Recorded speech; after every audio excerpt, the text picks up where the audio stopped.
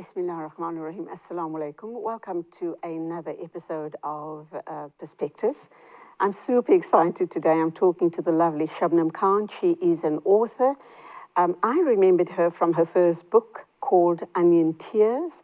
She's gone on and she's written subsequent books, and that's exactly what we're going to be talking with her about today. We're going to talk about her latest book, which has just been published, and it is called The Last Love of Akbar Manzil.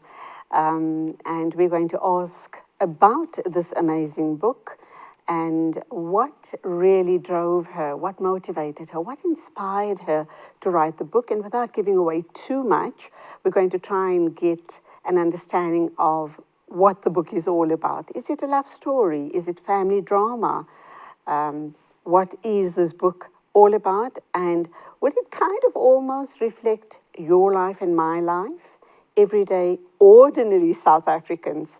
Well, let's talk to the lovely Shubnum Khan and hear just what it is that drove her to write this book and how she goes about conceptualizing, idea formation, and then, jotting down and then getting the book onto the shelves finally. And of course, it's not an instant, I make it sound very easy, almost like an overnight happening. But we do know in a lot of cases, it takes months and sometimes even years before a book does get published. Shubnum Khan, Assalamu alaikum, welcome to the program. Absolute pleasure to be talking with you this morning. Walaikum salam. Thanks so much for having me. It's a pleasure to be here. So, Shubnum, we're going to talk about this book. I also want to touch a little bit on Onion Tears, and I do understand you've written another book. We'll get to that in a minute or two. But when you were thinking about this current book, which is obviously out on the shelves, I understand that you can get it online and it is available in bookstores. It is called The Last Love of Akbar Manzil. What is it all about? And does it necessarily follow a similar plot to your previous books? So it's a novel quite a bit about exploration. So it's about a young girl who moves into an old abandoned mansion on the east coast of South Africa near Durban. And she finds all these eccentric characters living in this house. And essentially, it's abandoned characters, people who have been forgotten in society, the people who didn't find love, or people who are old. And she comes to know their stories. And as she comes to know their stories, she also starts finding out the history of this house and what was the tragedy that happened 100 years ago to make this house as abandoned as it is, even though it was once a very grand, beautiful house. Yeah, and that's the essentially the main part of Akbar Manzil. Okay, I'm a bit embarrassed to tell you that I haven't yet gotten hold of the book to read it. I did want to get my hands on it to do some reading and talk to you more in depth about it, but inshallah I'll get down to that sometime soon. So apart from this girl going to this mansion where you have all of supposedly dropouts from society, living together, what other stories are you telling us in the book? Besides the central character, who is she? And you bring in other characters as well and their stories. I should imagine it's quite interesting and very interwoven. Yes, there's so many characters that before we could publish it, we actually had to cut out some characters because I'm really interested in people and how they behave. And so if I put a bunch of quirky characters into an old house, I was very interested in that. So you have, and then there's also two timelines. So you've got the present timeline, which is this young girl and her father who move into this house. And in the house living, there's an old man called Doctor. There's two old ladies who fight, and there's a servant called Pinky, and a lady who lives on the top tower called Zuleika. Those are the current timeline characters. Then when the story starts going into the past, you get Akbar, who actually built the house, his first wife, his second wife, his mother, and his two children, and their servants. So there's a lot of interesting characters interacting. But essentially, what I wanted the novel to do was explore love in all its different forms. So even though you have this wide cast of characters, they're all just showing us the different sides of love, which is the bad side of love, the good side of love, the happiness it brings to your life, the joy, the sadness, the grief. I just was using all these characters to try to explore the many facets of love in everyday life, between mother and daughter, between father and son, between friends, between spirits, in all those different ways. And of course, that brings me to my key question to you, Shubnum Khan. You've brought up something very pertinent, and you're talking about love. And that is what our lives are all about. It revolves around loves in our lives. If you don't have love, you have a pretty empty life, don't you? And you could end up being a very bitter, empty, horrible person. Or you could make the choice that I want to be good, I want to be kind, I want to be loved, I want to be lovable. Is that something you explore in the book as well? Yes, definitely, Julie. It's something that I myself am interested in. How do you overcome? Because everybody will go through a struggle in their life, and almost always linked to love, whether romantic love or whether sibling bonds or between parents, between friendships. And it's something you struggle with, and there can come a point in your life where you can get very bitter. And so there are characters in this novel that are very bitter. You can see till the end of their life, they cannot accept what life has given to them. And then there are characters who have tried to overcome, who show you the beauty and the softness that you can invoke in your life if you let life give you what it's giving to you, and not necessarily accept it, but find a way through it.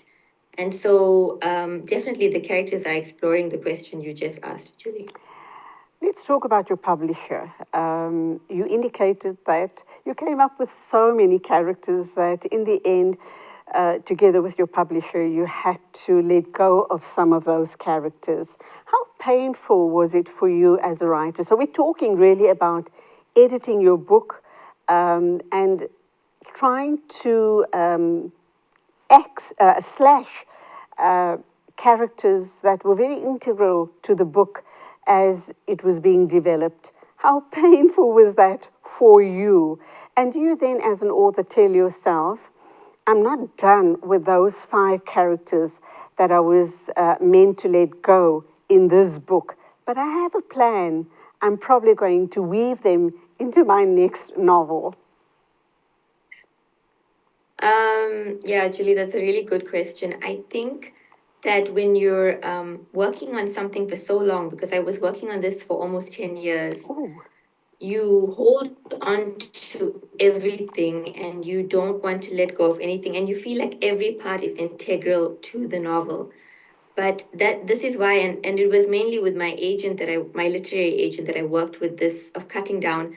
She was someone new with fresh eyes who was coming into the story, and there's a point in the story where you're so deep in it, you can't see anymore what you need to let go of. And she can see, that's her job, to see what is too much and what is too extra and what is holding the story down, because her job is to give the story its best chance. So my agent told me, you need to cut down, you need to take down characters. There's too many. You need to cut, I cut so much of this novel. This novel was much, much, much longer than what it is now, but it's a much better novel with what you cut.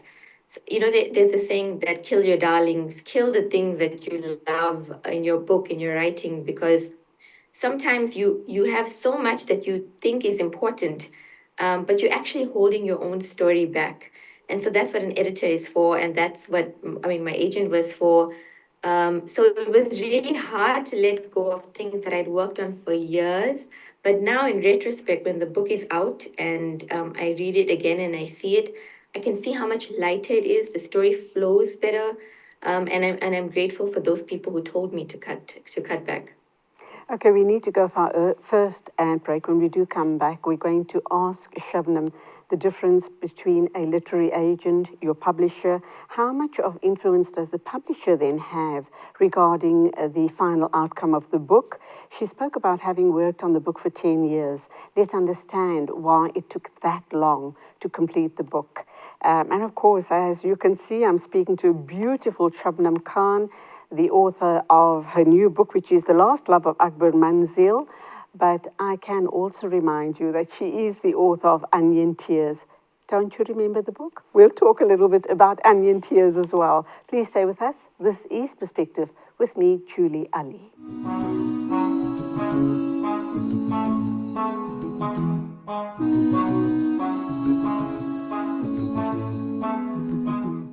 Welcome back. I'm talking to Shubnum Khan. She is the author of a book called The Last Love of Akbar Manzil. I'm absolutely fascinated. She just told us a little while ago that she worked on this book for 10 long years, and it's finally on the shelves. You can get it online, and you can also get it at all local bookstores.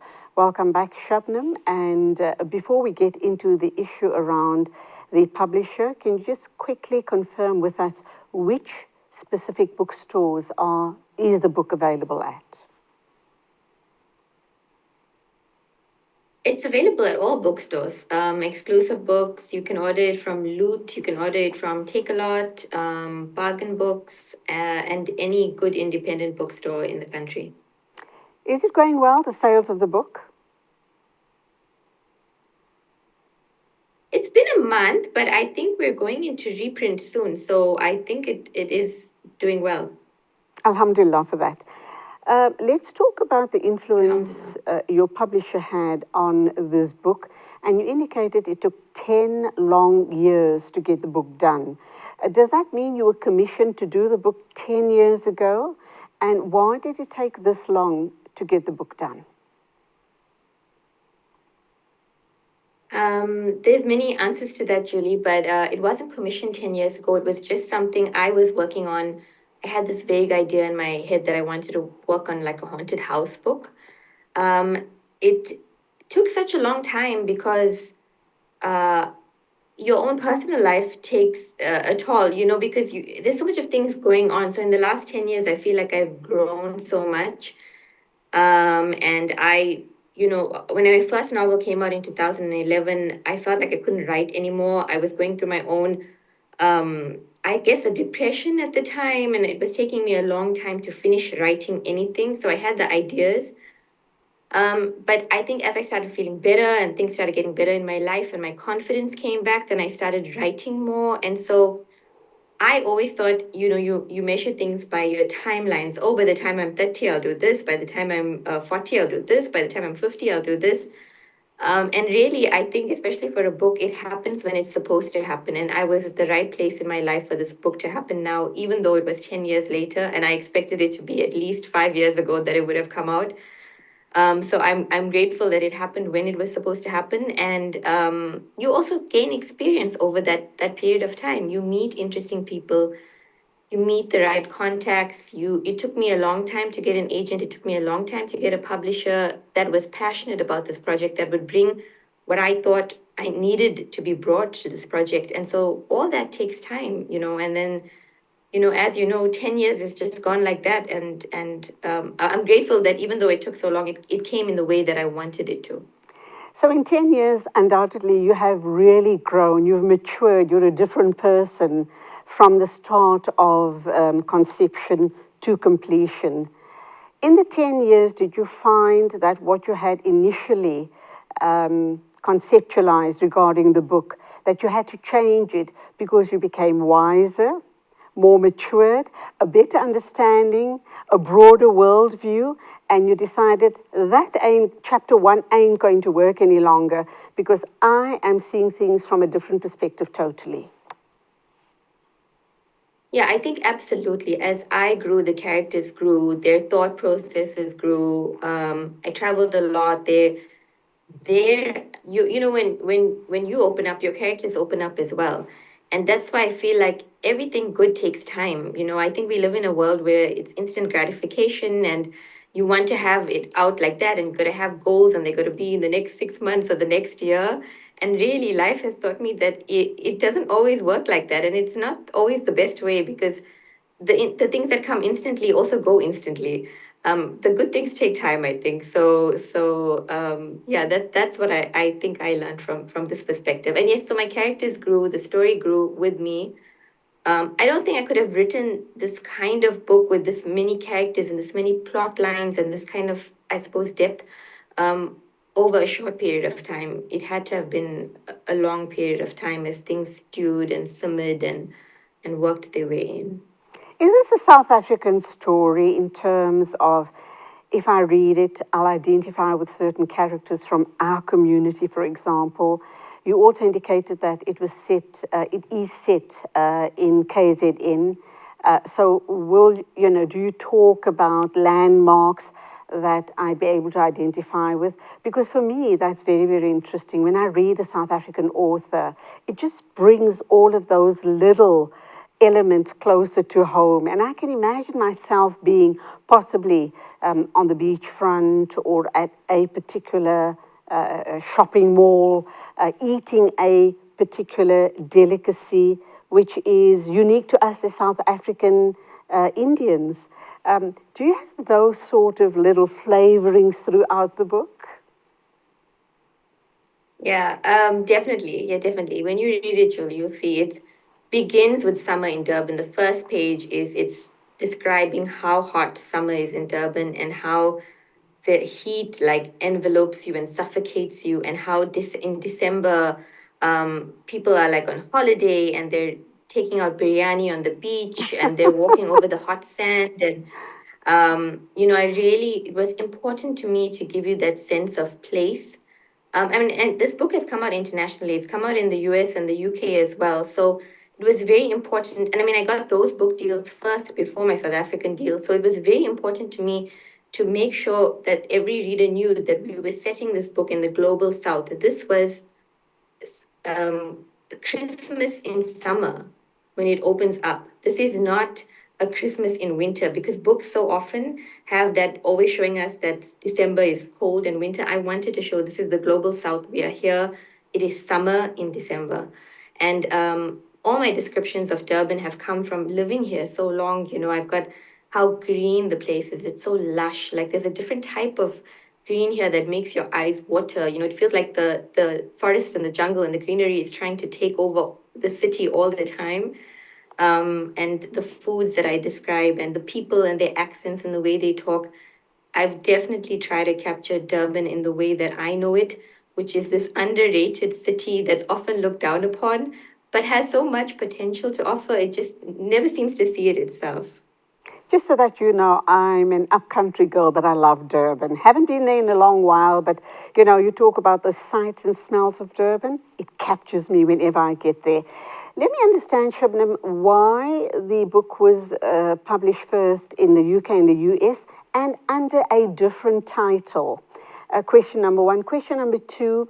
How do you believe that the audiences in the UK and the US who have never been to South Africa, who don't know about our quirks as a community, would identify with the sights and the smells that you describe in the book? It's funny, Julie, the more specific you get in detail about a place, about a thing, about a family, about a person, the more universal it becomes, because everyone recognizes their self in something, especially the details. Sometimes I think you want things to be vague, so you think everybody can understand it. Globally, they can understand an idea, so you keep it vague. But I've learned that the more detail you give about the food and the place and the space, the more people recognize their own culture, their own space, their own country, their own quirks in it.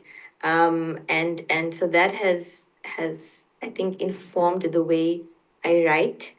And I mean the reception in the U. I mean, it's only come out now, like a few days ago in the UK, but so far it's been out a month as well in the US, and people seem to be enjoying it. So I think it doesn't matter. I think as long as you can tell a good story with details, it doesn't really matter about which audience is reading it.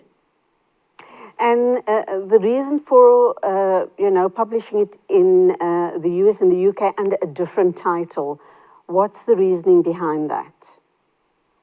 So the title and in the US and the UK is called The Jinn Waits 100 Years, and here in South Africa it's called The Lost Love of Akbar Manzil. We had various titles to choose from, and the titles were changing and flying at the last moment with the marketing team. With in the US, the marketing team asked us to give a few titles, and one of them I gave was The Lost Love of Akbar Manzil. I think my editor suggested The Jinn Waits 100 Years, and they seem to think in the US that that was a very evocative title that would capture a good audience. In South Africa, we made the decision to go with The Lost Love of Akbar Manzil because we felt South Africans are very superstitious. So if we have the word jinn or tokolosh or something in the title, anything supernatural in the title, they might be deterred away from the novel. So, and I always had loved The Lost Love of Akbar Manzil. I thought it really captured the essence of the novel. So we went with this one. Okay, we need to go for our next ad break. When we do get back, I want to ask you about your characters. They're so diverse. Obviously, they would be so very diverse. How do you model them? Is it on people that have crossed your path over time in your life? I have no doubt some of those character traits would be from people you know. But let's talk more about that right after the ad break.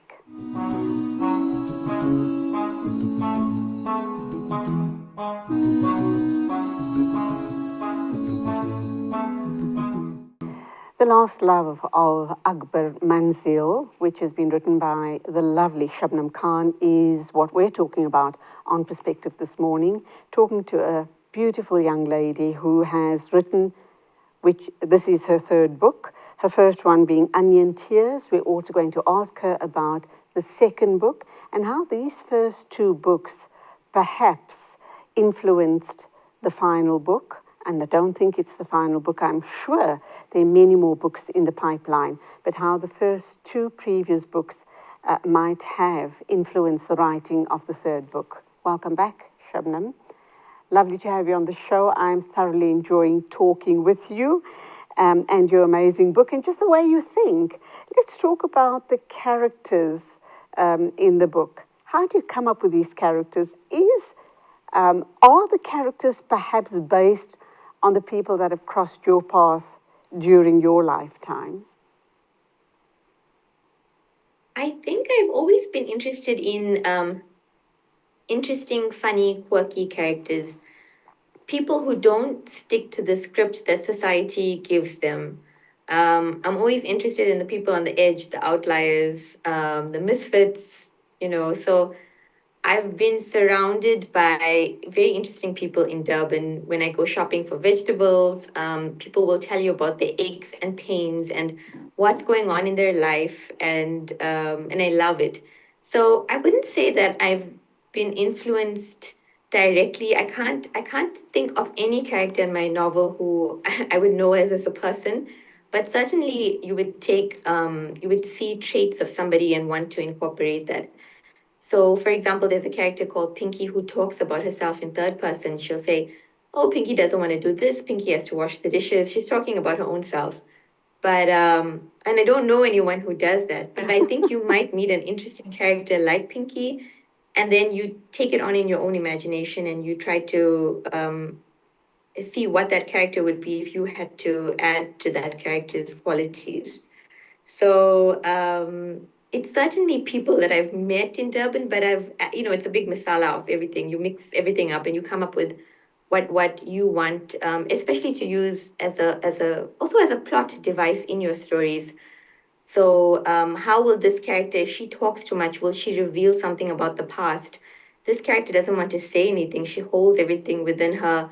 How does she hold back information that might take the main character to a more important secret about the house?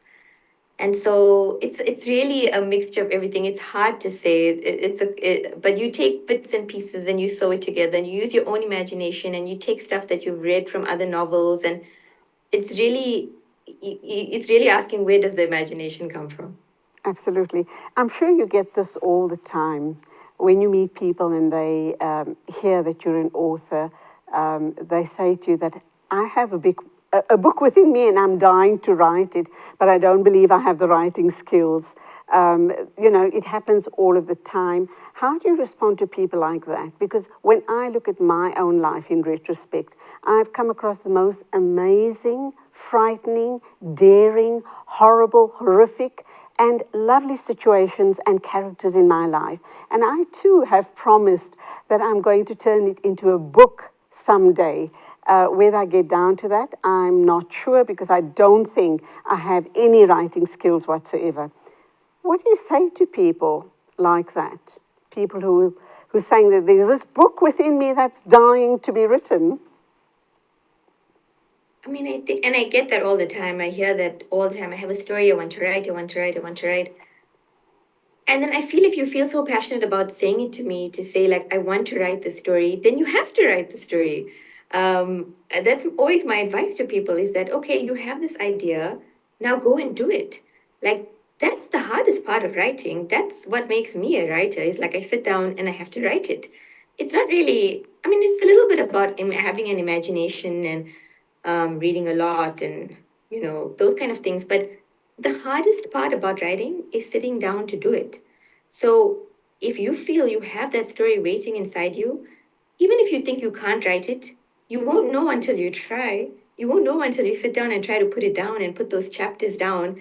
Make the time to do it. Spend an hour every day saying, at this time to this time, I'm going to try to do it. Then you know what you have to work with. Once you've written a little bit and know, then you're like, okay, maybe I need to hire an editor. Maybe I need to get some help from someone who can help me put the story down. But until you do it, you're never going to know. And until you do it, you're going to keep saying, I want to do it, I want to do it. And so that for me is the biggest advice I give anyone, is don't keep saying it, do it. Sit down and write it and make it happen. And then you know what you're dealing with.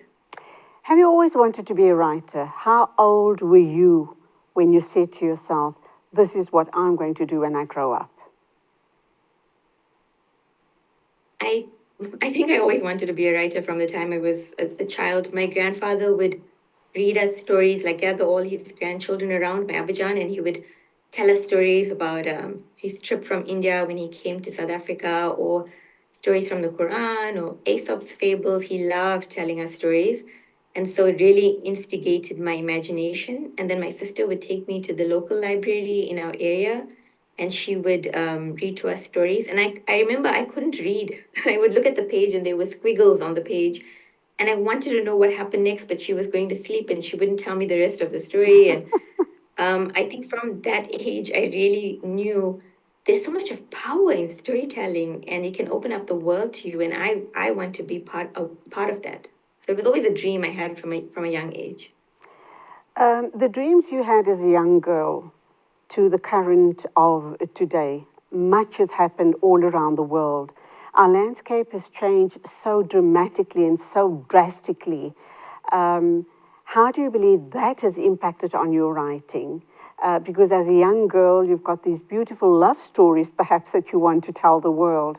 But now the reality of the changing world, the harshness, the terror, the inhumane conditions that people live in, the poverty, and the list goes on.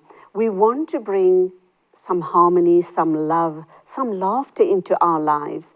How does a writer then try and navigate through all of that?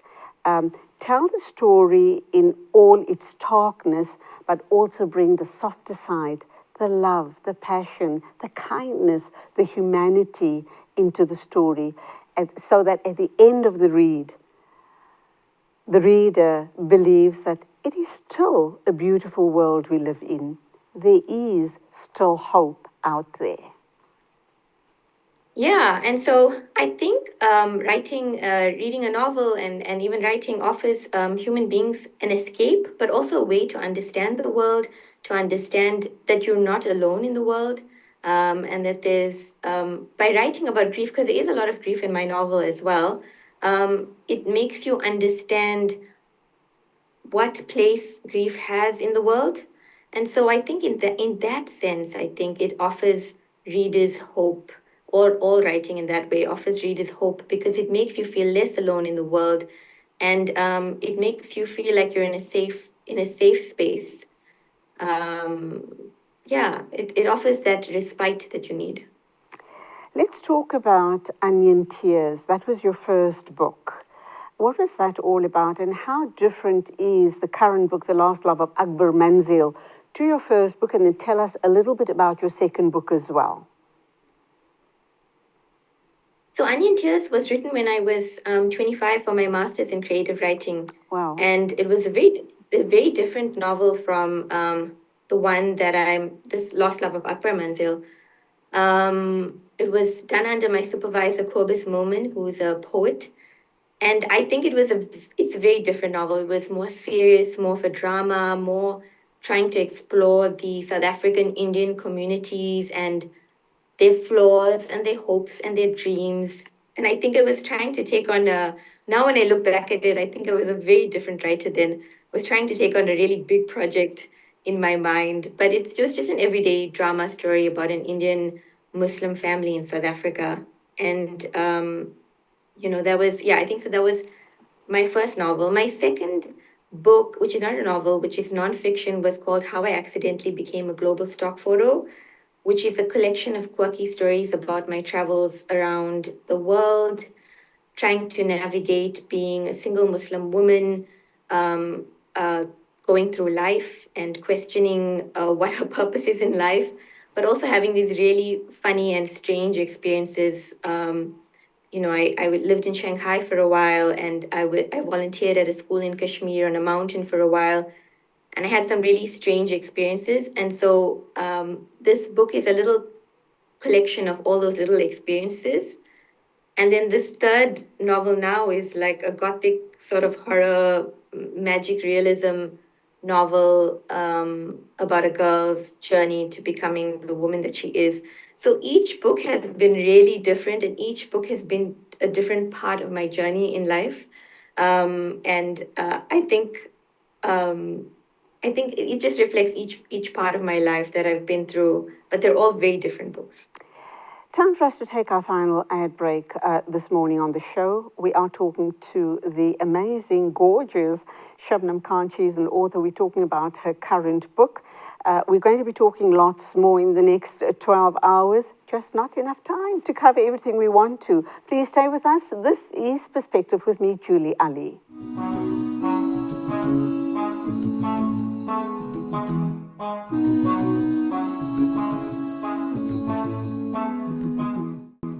Welcome back. We're into the final segment of Perspective this morning with Shubnum Khan, the author. She is an author of 3 books. The current book is what we've been discussing, and that, of course, is The Last Love of Akbar Manzil. Welcome back, Shubnum, and undoubtedly, your writings has influenced your worldview, has it not?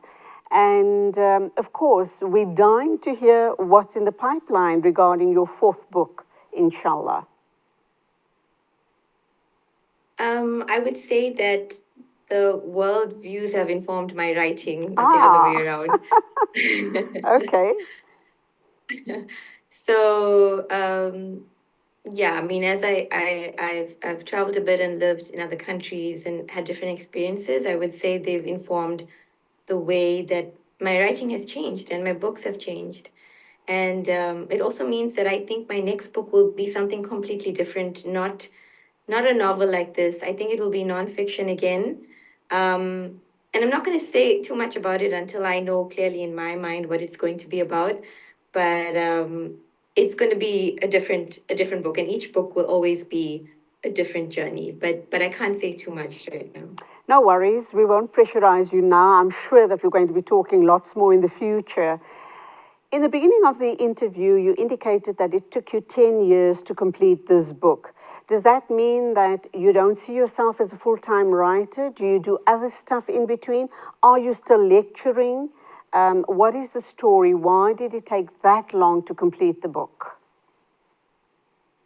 So, I mean, I wasn't writing the book full time for those 10 years. I was doing other things as well. I dabbled in a bit of everything. I used to lecture at UK Student in Media Studies. I was a freelance journalist. I was a copywriter at an advertising agency. I went to Kashmir and I taught at the school there. I've dabbled a lot, but I always wanted, and I did art. I used to sell commissioned art. I still sell commissioned art. And so but I always wanted to do writing full time. And so this book kind of gave me that opportunity to now to do writing full time because, of all the publishing deals. So those 10 years, I was just dabbling in a lot of things and working on the book in the background. But the aim was to try to get it to a point where I can do the writing full time.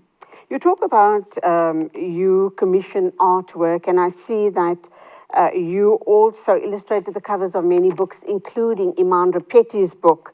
Did you do the illustration of your current book and your previous books as well? And is this going to be something ongoing for you? I love doing book illustrations. I have not done any of my own. I mean, I took the photo of the cover of the second book myself. So I guess in a way I illustrated it. But I've done quite a few for Pan Macmillan and Pavipo Press and Iman Repetti's book, as you say. I'm just always interested in capturing the essence of change and especially womanhood. So a lot of my drawings have to do with women changing. I do a lot of line drawings in black and white, so it shows like evolving. And so a lot of it has to do with, I'm passionate about the transformation of people and what they go through. And so a lot of my drawings reflect that, and that has been on a few of the covers that I've done. Let's talk about literary festivals. How important is it for authors like yourself? When you go there, what are your expectations and what are the expectations of the people that attend these festivals? Literary festivals are good for writers because obviously they give you exposure to an audience who you wouldn't have access to normally, depending on where it is and how big it is. But also, I think for a writer, it really exposes you to what readers are enjoying at the moment and also to other writers, and you get to learn from them. And if it's a literary festival where you meet writers from other countries that you would never have access to, then you get to know and you get to meet them and speak to them and find out how things work in their countries and what's happening in terms of the industry there and what kind of politics are happening. And it's very interesting because you get access to a whole wide variety of writers from countries, that you might never visit in your life. And so the festivals are really great because it's an amalgamation of all these ideas and you get to meet readers. You don't often get to meet a reader when you're sitting at home for so long writing, which I do. I just sit at home and write. I don't really like going out anywhere. And so then it's lovely to suddenly have your work out in the world and get feedback from readers, how they are experiencing your book that you've been only living within your head for the last 9 or 10 years, and that's really amazing too. Let's talk about plagiarism. It's huge as far as writers are concerned. I mean, for example, your current book, you spent 10 years writing the book. And I hope it doesn't happen, but what if you do happen upon someone who has plagiarized part of the book, just changed the names of the characters and possibly the setting? How harmful and hurtful is it for you as an author? And how much of damage does it do to the literary world? I think, plagiarism is something that a lot of people worry about. I think with fiction, for me, it's hard to say. It does happen for sure. But I think with fiction, it's hard. You can recognize it. Let's put it this way. Especially like if it's a kind of story that's very similar. I think the bigger problem is when we talk about plagiarism, maybe is the proliferation of PDF books.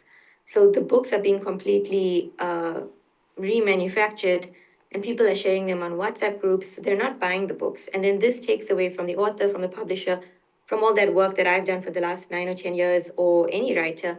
And I think people are not really aware of that. So there's a lot of WhatsApp groups I find, especially in our community, where people are sharing the books and they think it's okay because it's a PDF and it's normal. But it's, I would like to say here on this platform that's not.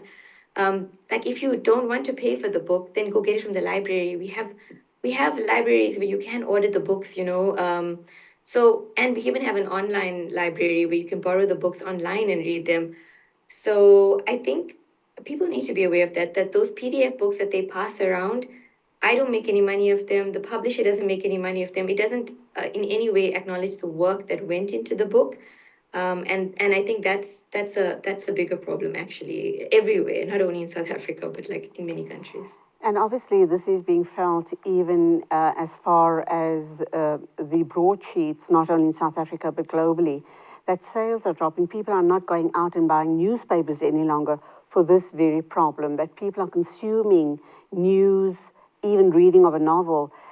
Just the way we're consuming all of this has changed so much in the past few years, thanks or no thanks to social media platforms. Your thoughts? Yeah, I mean, it's a changing world we're living in, Julie. It's changing very quickly. I think, I mean, I don't know what the future holds, but I also think when there's a reaction to those kind of things, when people, you get the sense people are stopped buying books and magazines are going out of print and newspapers are struggling, there's also, funny enough, like a reaction to that. Because now, if you think about it, book talk is a very big thing on TikTok. And young people, I feel like, are reading more because of that, because they're promoting books on TikTok. And so there's another reaction coming about from that. And so books are becoming popular again in a way, well, certain books. And even audiobooks are becoming a big thing now because podcasts are becoming a big thing. People want to keep things in their ear while they travel and move around and get things done. So it's hard to say, you know, I do think it's definitely changing.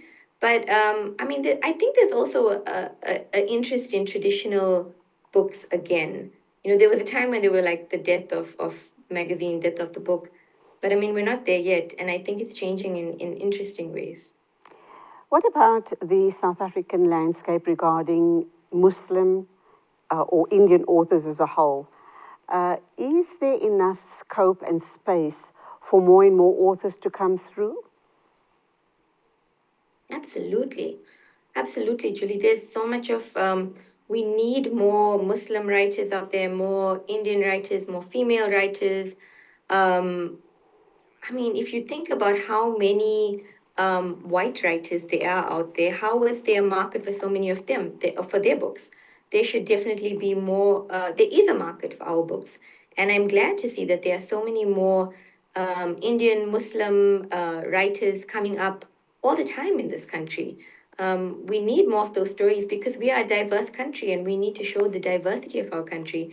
And I mean, besides just even showing the diversity of our country, you know, we have stories to tell, and if we don't tell them, then somebody else will. So we should be in the position to tell our stories. You know, even I included jinn in my story. The idea that people have in the Western world of the jinn is a blue genie that comes out of a lamp that you grant wishes to. I mean, what is that? You know, I mean, why, as a Muslim woman, can't claim that story back and say it's something we know from the Quran as an unseen force made out of smokeless fire? I mean, the West have been using our stories for so long. We should reclaim our stories back again. And that's all we have time for. Shubnum, it's been an absolute delight having you on the show this morning. I'll give you the final words. What do you have to say to aspiring young writers, not only from the Indian and Muslim community, but from right across the spectrum? I mean, just read as much as you can. That's what I always say. That's what I attribute to my success. It's like, if you want to be a writer, then you need to read as much as possible every time. Don't be distracted by everything, just read. Shubnum Khan, the author of The Last Love of Akbar Manzil, that is her current book. She was our guest on the show this morning. I thoroughly enjoyed talking with her. That's it from Perspective this Thursday morning. Till the next time, as always, take care. Assalamu alaikum to one and all.